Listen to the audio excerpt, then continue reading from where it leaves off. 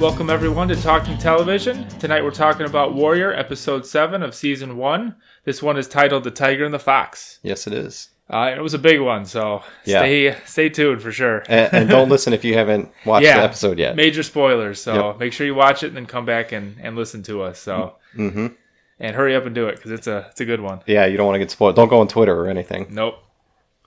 All right, tonight we're actually drinking something new. Yep. We haven't had it before. Just open it up. And what are your thoughts? Because I know what I think about it. So I picked this bottle up. I figured we should go with an Asian whiskey. I think it would fit in with the theme of the show. So this is Suntory Whiskey Toki from Suntory Whiskey, established 1923. So they've been around a long time. And it's semi-local because it was imported from Chicago. I don't like it. Yeah, I'm not a fan either. At least not for the price. Yeah, it was, I think, $35 for that. Which isn't expensive, but it honestly tastes like cheap whiskey. But maybe that's just because it's rice-based or, made using a different process. But yeah, we always look up the flavor spiral, what it's supposed to taste like, and I honestly don't taste any of those.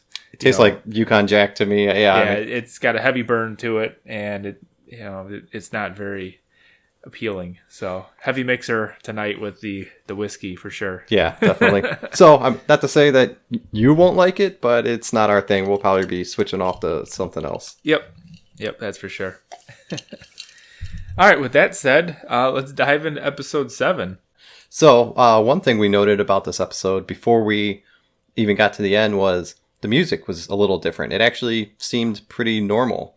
And every other episode, the music has either been just, it felt like it fit the wrong mood or outlandish, which we actually liked. Yeah, it had some just some funk music or some heavy metal. Yeah. And during the fight scenes especially, which made it unique. And this episode had, very normal, tonal. Yeah, just kind of subdued music. Moody music, so. Yeah, it was kind of interesting. We'll have to look and verify who the director was, if it was a new block, because I know they filmed. I think it was. A couple episodes, per director. So maybe the next one will be a similar, sounding, have the same tone. Speaking of which, if you like the music, they just released the soundtrack. So you can listen to it on iTunes, Google Music, Spotify, or any of those. Yeah, check that out. All right. So how did this one start off? So this one starts off with Long Z. He's kind of reflecting on the past. He's got a feeling that his time has come to an end real soon. Mm-hmm. They're about to go to war with the Hopway. He's talking to Mai Ling, and he just says he doesn't feel safe anymore. They're hiding out in one of their safe houses outside of Chinatown, which we find out in a little bit. And he's just an old man. He's kind of winding down, it seems like. The last episode he said, they're going to kill me. He almost has that attitude of, I don't want to live, or I'm too tired, which is, we've seen a million times, but I don't like seeing that from him. This episode is titled The Tiger and the Fox, and he's the tiger. Mm-hmm. He's got a long life, a long reputation of, being that guy that just strikes the fear in everyone around him. So to see him kind of beaten down, due to old age or just tired of fighting, it was a little disappointing. Kind of wanted to see him be a badass the whole time. Yeah, so Toy, she's shopping for new prostitutes at a guy whose title is a whoremonger. I think he imports them from, probably China or, wherever he can get them from, and sells them for, based on how they're virgin or, how they look. Yeah, he marks them up of, whatever he sees fit. Mm-hmm. And she's walking through and sees a couple, but you could tell she's not really interested in what's on display, so he brings out a girl he's got in the back, and that really kind of strikes her interest. She's interested based on where the girl's from, which is interesting. So maybe it's from her hometown. I guess we'll hopefully find out whether it's her family or maybe somebody she knows, but she really seems to, care for her or want to groom her. That's what I was thinking. To be not a whore. Mm-hmm. Because as we see throughout the episode, she ends up buying her for a premium, brings her back, cleans her up, kind of keeps her to herself, doesn't put her out, on display with all the other girls. So I think she's going to have a bigger role coming up here. Yeah, little birdie told us that she might play an important role coming up. Yes. So that'll be interesting to see. So her name is, I think it's Lai, Lai. But yeah, no last name on her yet. So time will tell. I think we'll see how her character comes in a role. Mm-hmm. So speaking of the women of this episode, next up we go to Penny and her dad. They're having dinner at a restaurant. And he tells her, hey, I'm about to go bankrupt. These deals haven't gone through yet. And Penny, who always seems to be kind of aloof to what's going on around her, says, oh, I thought that was a done deal. Yeah, because the whole reason she married the mayor was to get her dad's business back on track so he can get these contracts. And yeah, she's like, okay, I did my part. I married the guy. I didn't want to, but you mean he's still holding out on you? Like, what's going on? Yep. So her dad just says, why don't you go sleep with him? So yeah, he said, make him happy. He doesn't think talking is what the mayor is after. No. So. And she was pissed. She didn't want to hear that. I mean, rightfully so. Yeah. But obviously, just because she married him, she didn't want to sleep with him. Which is kind of a unique relationship, because did she think she was going to marry him, just stay married, and the two of them would never sleep together? It seems kind of like, once again, she's kind of aloof I would have to to what's say going that on. They've slept together before. They don't, explicitly say they did or didn't. But yeah, she wasn't happy about that. So, So she ends up going back, and we see the same drugs she had drugged the husband with before. She takes herself, and then goes through with the act. That way, she doesn't have to be, conscious for it. Yeah, the mayor, he was kind of surprised to see his wife come over and actually, want to have sex with him. So. Yeah, and it was not a sexy scene. It was, she was miserable. He was just going to town, and as viewers, you kind of feel sickened, right? I mean, it's we'll see where that comes, but I think she's gonna have a little retribution maybe in store. Oh yeah, something definitely. Planned. Definitely, that's not where she wants to be in her life, especially with her newfound romance with Asam. She might have a little glimmer of hope that there's something better out there for her. So, yeah, I still think the mayor's gonna die. Yeah, I do I've been too. saying it all season. He's got to die. He's the main character you and I both thought was going to die this season, but he's definitely not the first. Not the first. We got a couple coming up this episode. Yep. After that, Big Bill, he's out, and he sees some flashbacks of Damon after killing him. So you could tell this is haunting him, and it's not something he's comfortable with. Yeah, he's using the alcohol to kind of drone it out. He's pretty much had his fill at the bar, and he's kind of stumbling out of there, and comes across a stranger sitting there. And this is Lee's past coming back to haunt him. Finally caught up to him, episode 7. The stranger pulls out a wanted poster, Lee's face is on there, and he kind of fills them in with, hey, this guy, he killed, family, 2 cousins. He shot one of them and stabbed the other.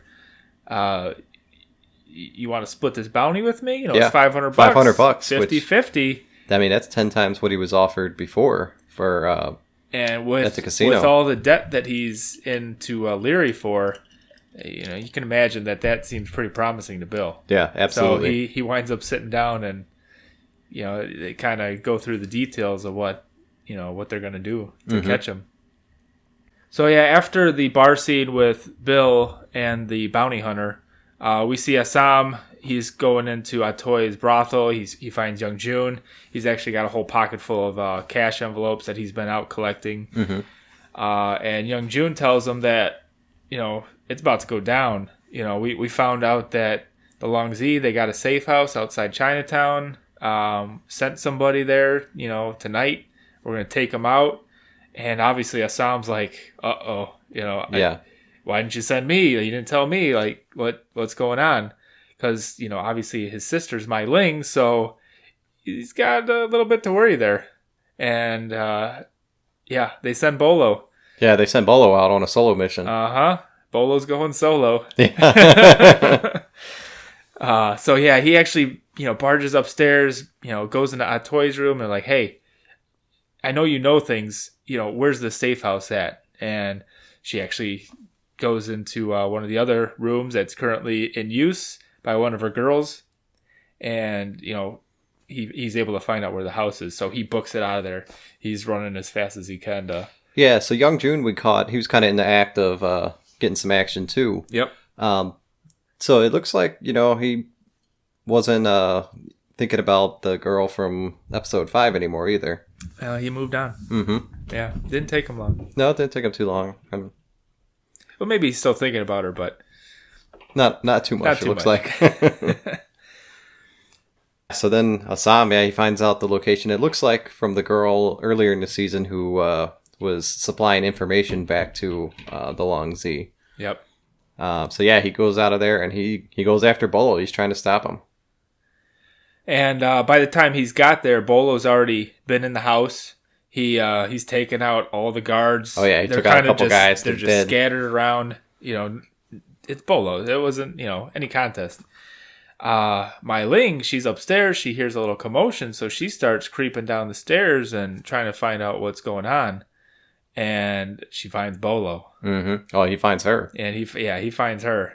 And she's not much of a fighter. No, she has a knife. She's trying to be able to stab him and attack him, but it's a pretty one-sided fight. Yeah, when it's just Bolo and Mai Ling, he's tossing her around. She gets pretty bloody. And he almost killed her. He had 2 hands around her throat, pinned against the wall. Told her to go to sleep. Go to sleep. Yep. And she did. It looked like she died at first, but we find out that she kind of just passed out.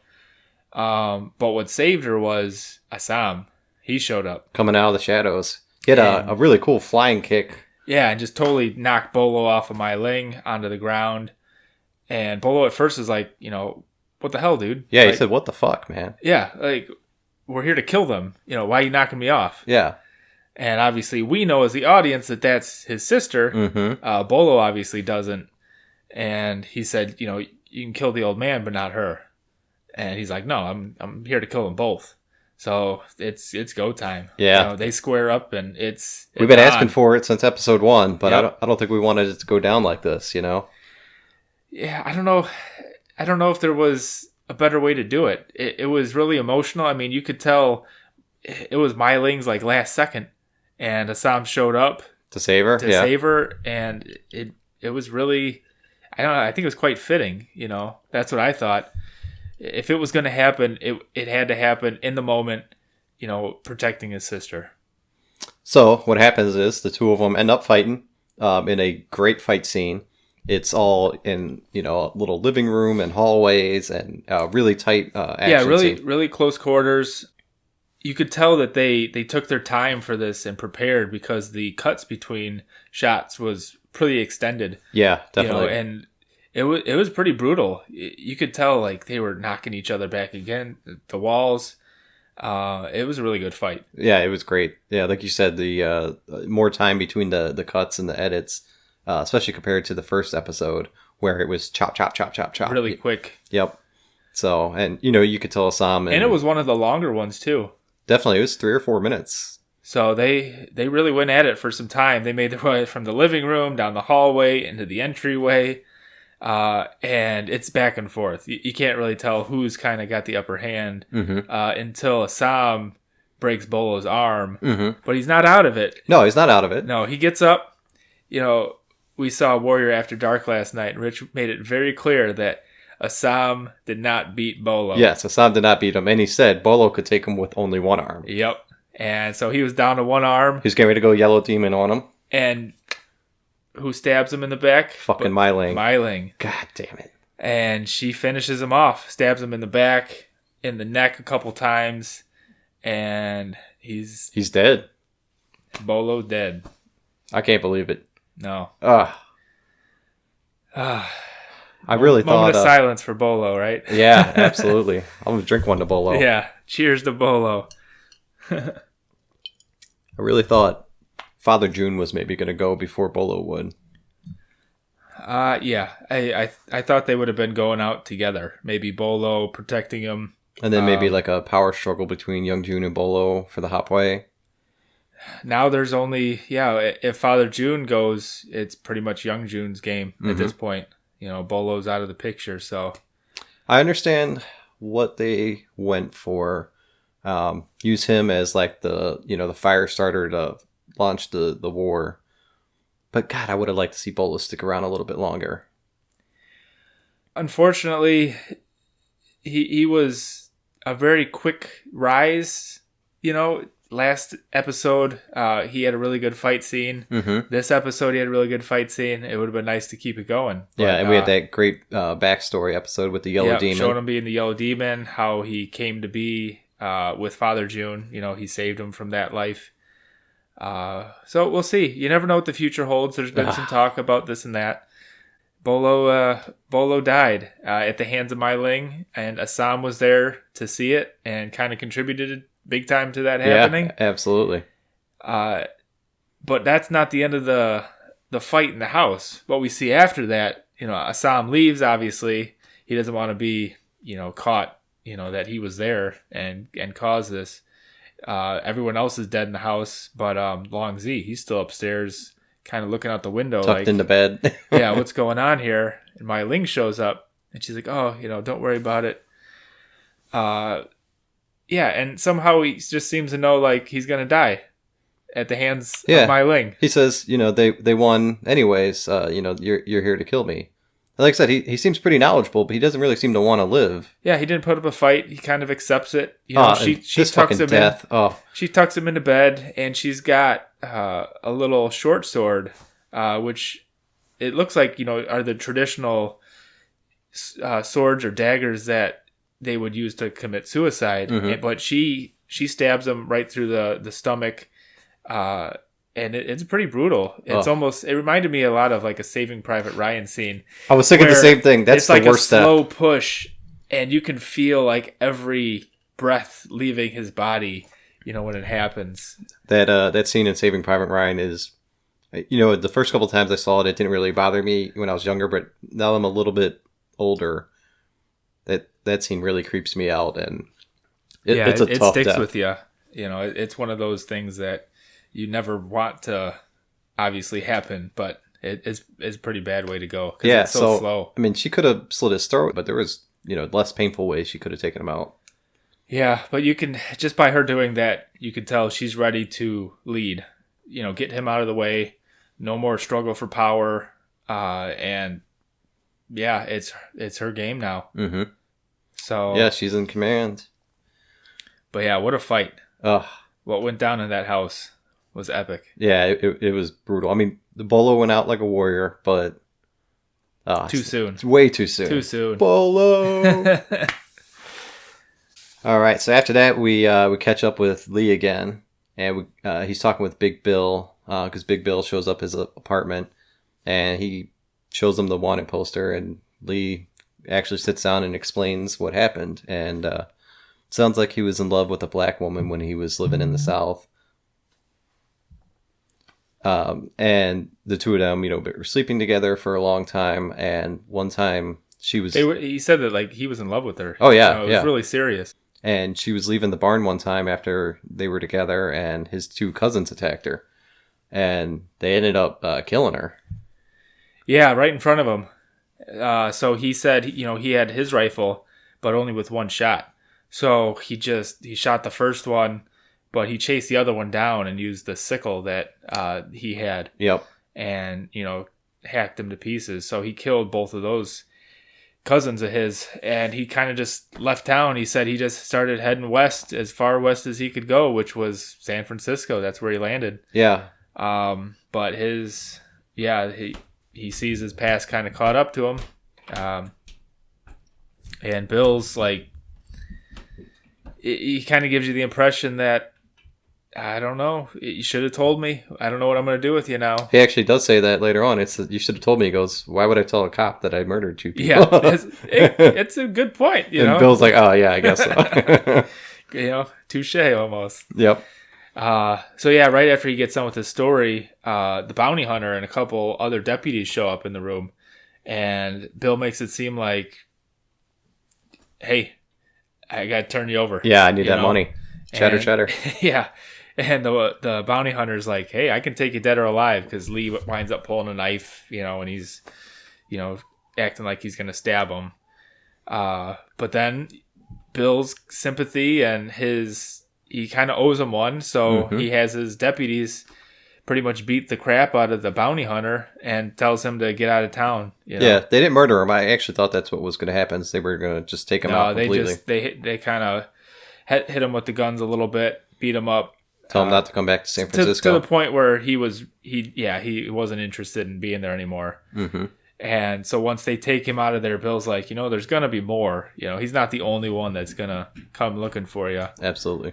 And they have a little heart-to-heart. And he's like, yeah, I owed you one, so we're kind of even now. You watched my family, I watched you, so... Yeah, it was good to get that little bit of plot kind of closed up, because we knew there was some sort of past from Lee, but it was good to see it finally catch up, explained, and now we can just kind of move on with where we're going. And it was a little bit of a redeeming quality for Bill, because the last few episodes, he's been kind of a slumdog, making a lot of bad decisions. Yeah, it shows you he does have a heart. He does care for people, but he's put himself in such a bad spot. Like, what else is he gonna do? It's him or nothing. So if he's got to take them out to save his life or his family's life, then he's willing to do that, even though he's a cop and it doesn't matter what laws he's breaking. Mm-hmm. So after that, we have Atoy kind of showing us something new. Not only is she a business owner owning the brothel. She's been buying up land around the city, it looks like. Yeah, she must have a pretty good business, some cash for coming in, because she's looking to expand and invest. And yeah, she wants to buy some land from Leonard Patterson. Leonard Patterson. Yeah, what a terrible name. But yeah, she kind of needs a white man as a front man to go out and buy land for her, because they're not going to let her do it. They didn't say what it's for yet. No, just they found some distressed property that somebody had invested in, and then they lost a bunch last year. And so she might be able to get it at a good price. Yeah, they said other people were going to underbid, and she should be able to get it for right at market price. So we'll see what comes of that, what she's got in store for her future. Yeah, that could be a pretty unique plot line going forward. Yep. So back to Atoy's brothel, she comes back from the meeting looking at the property, and she sees the whoremonger sitting there. Zahn, I think is his name. With another rich white guy. I think he owns a quarry. He supplied lots of material for the city, and Zahn says, "Hey, why don't you bring over that new girl? He's willing to pay. He's trying to hustle her out and make some more money." And this is kind of where we see that Atoy's not interested. She's like, no. She starts talking to him in Chinese and saying all sorts of things like, doesn't matter how much he's willing to pay. She's I don't want him having her, basically. So that escalates in a little bit to he kind of goes behind her back and sells her to the guy anyway, and she kind of finds out that he's in the room about to have sex with her, and she just takes and stabs Zahn's hand to the wall while she goes and deals with the other rich white guy. Yeah, he said, it's okay. He paid extra. And to her, that's still not good enough. No. She's not for sale right now. No, not at all. She actually tells her to go and clean up. And you can tell, like, she feels for her. Maybe she sees something of her in her past. But yeah, she's not wanting her to be a whore like everybody else. Yeah. She's kind of wanting to nurture her. So yeah, once again, we'll see where her character kind of goes in the future. Yeah, so I don't know if she'll have a whole lot to do with the rest of season 1, or if it's season 2 maybe where she comes back and has extra roles in the show. Guess we'll wait and see. Yeah, we'll see. Stay tuned.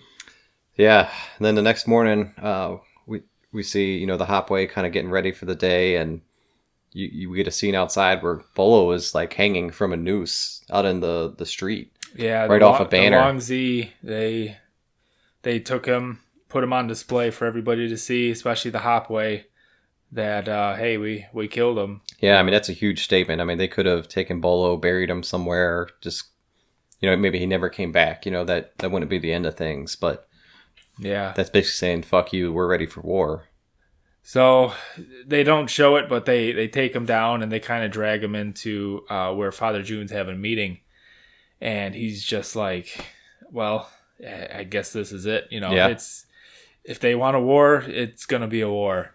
So you can see both sides preparing at this point. Everybody's getting suited. Getting their hatchets ready to go. Yeah, oh, yeah. Sharpening their hatchets, getting dressed and ready for battle. Before we get to the end of it, we kind of flash back to the Long Z. And Mai Ling's, coming in to where they're kind of having like a funeral for Long Z.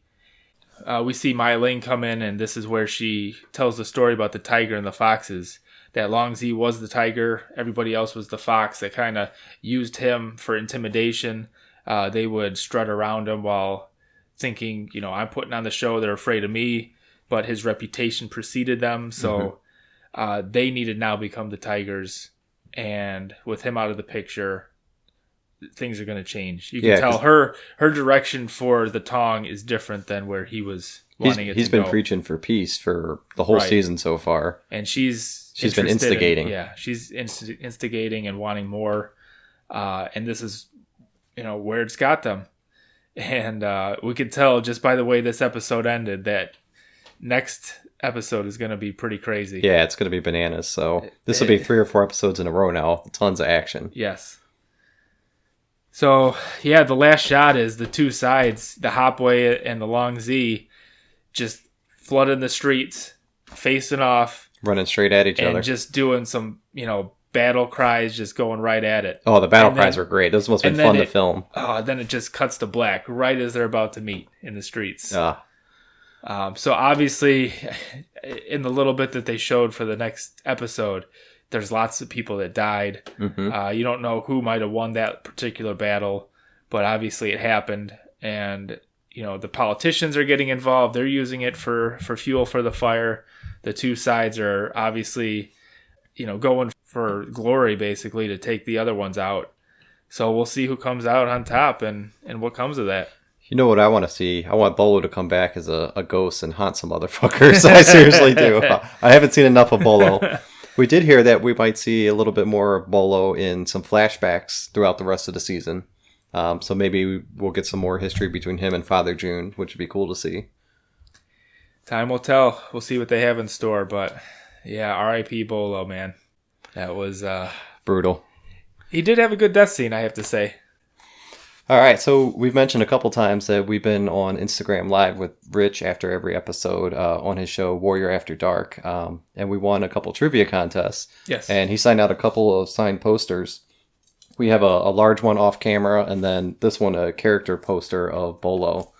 And the cool thing about it is you could see his hatchet, how it's customized with the knife on the bottom and the little ring grip, so he can really put some thrust into it. Yeah, which he actually, we did an interview with him earlier the week. If you haven't watched it yet, yeah, check it out. He gives a lot of backstory on his character and, his life as far as it relates to, where it got him, to play Bolo, basically. Mm-hmm. But yeah, he actually has a replica that he keeps at his house, and he was able to show us on screen. So yeah, check that video out. It's pretty cool to see how, they customize it for him, and he tells you, the story of how he had some input designing it too. Yeah, not only that, but other parts of the show as well, and talking about his history with the railroad spike and all sorts of stuff. So yeah, definitely check it out. It's a fun interview. It's only about 45 minutes or so, and we also get a little bit of glimpse into Rich's next role, which is going to be Man in the High Castle. Yep. So that's coming up this fall. I think the final season coming up on Amazon this fall. What to expect for next episode of Warrior? I think we'll get the first little segment is going to be their fight. We're going to see some death, but then I think it's going to roll back into the other side of town where it's going to be more politics. Yes. They're going to hear about all these deaths, up in the mayor's office and the police commissioner, and they're going to want answers. So I think we might see some more Chinatown action from the police. Yeah, and I'm curious to see how Asami and Penny's relationship comes. Because you could tell in this episode, she was waiting for him at one point, right before he took off running for leaving Chinatown to find Long Zi's house. Mm-hmm. So that's when she made the decision to kind of go back to her husband and make her dad happy. So I'm curious to see how that kind of plays out now that he's disappointed her once, if she's willing to forgive him or interesting point. Maybe move on. But both times that they've been together, he's been in her place, and the mayor was there tonight. So where were they going to be meeting, I wonder? Well, I think she's got a second place. Oh. I think that's where they were meeting. She might have her own apartment on the other side of town. Okay.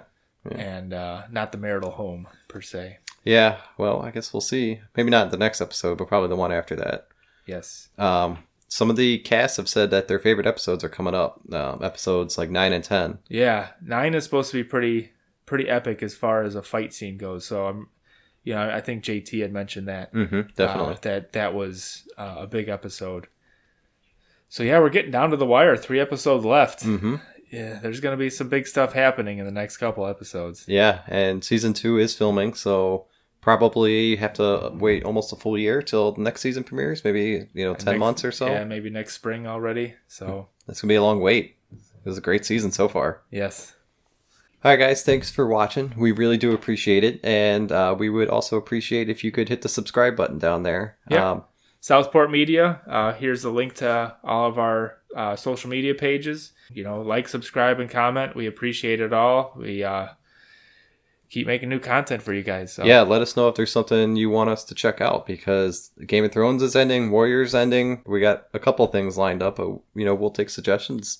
Yeah, we're willing to look at anything and talk about it. So let us know. We appreciate all the feedback. Yep. All right, guys. Cheers. One final one for Bolo. Yeah, cheers to Bolo.